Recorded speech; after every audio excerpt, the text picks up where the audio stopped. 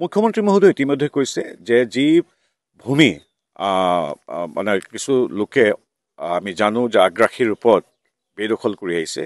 মুখ্যমন্ত্ৰী মহোদয়ে কৈছে যে সেই ভূমি বেদখল মুক্ত কৰি বিশেষকৈ দেখিছোঁ আমি বনাঞ্চল, আধ্যাত্মিক অঞ্চল, খিলঞ্জীয়া জাতি জনগোষ্ঠীৰ হাজাৰ বছৰীয়া পুৰণি গাঁও ইত্যাদি যেতিয়া বেদখল কৰি আহিছে, সেই বেদখল মুক্ত কৰাটো এখন চৰকাৰৰ কৰ্তব্য আৰু সেই কৰ্তব্যত সদায় সফল হৈ আছে ডক্টৰ হিমন্ত বিশ্ব শৰ্মা। কালি পৰহি ডক্টৰ শৰ্মাদেৱে নিজে কৈছে যে অসমৰ এই সেউজ ভূমি কেতিয়াও বেদখলকাৰীৰ হাতত এৰি দিয়া নহ'ব, অসমবাসী ৰাইজৰ হাতত অৰ্পণ কৰা হ'ব। গতিকে অসমৰ সামগ্ৰিক উন্নয়নৰ বাবে, অসমৰ ৰাইজৰ বাবে এই ভূমি সদায় দিয়া হ'ব।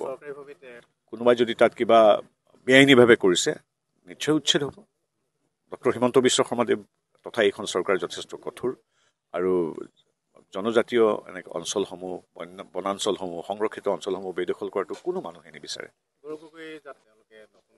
আমাৰ শুভেচ্ছা আছে, প্ৰত্যেক দলৰ সদস্যসকলেতো ভাবেই যে কিবা হ'ব বুলি, কিন্তু এতিয়া আপোনালোকে যদি আপুনি দেখিবই বড়ো ভূমিৰ নিৰ্বাচনত খিলঞ্জীয়া ভূমিপুত্ৰ বড়োসকলৰ তাত তেওঁলোককতো সদায় আঁতৰাই ৰখা হয়, কাৰণ তেখেতসকলৰ দিনতে সৰ্বাধিক গোষ্ঠীগত সংঘৰ্ষ হৈছিল, তেখেতসকলৰ দিনত সাম্প্ৰদায়িক সংঘৰ্ষ হৈছিল।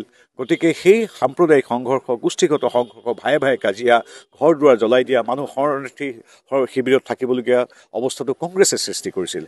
গতিকে সেই কংগ্ৰেছক শত যোজন দূৰত খিলঞ্জীয়া ভূমিপুত্ৰসকলে ইতিমধ্যে নিক্ষেপ কৰিছে আৰু সেইকাৰণে কেৱল বৰভূমি নহয়, তিৱা, ৰাভা, সোণোৱাল কছাৰী, ঠেঙাল কছাৰী, কাৰ্বি, ডিমাচা, প্ৰতিটো মিচিং, প্ৰতিটো জাতি জনগোষ্ঠীৰ পাৰিষদীয় নিৰ্বাচনত ভূমিপুত্ৰসকলে সদায় বিজেপিৰ সৈতে থিয় দিছে আৰু কংগ্ৰেছৰ সেই যিটো চূড়ান্ত তেওঁলোকৰ প্ৰতাৰণা আৰু সংঘৰ্ষ সৃষ্টিকাৰী যিটো প্ৰৱণতা, তাক কেতিয়াবাই তেওঁলোকে নিৰ্বাসন দিছে।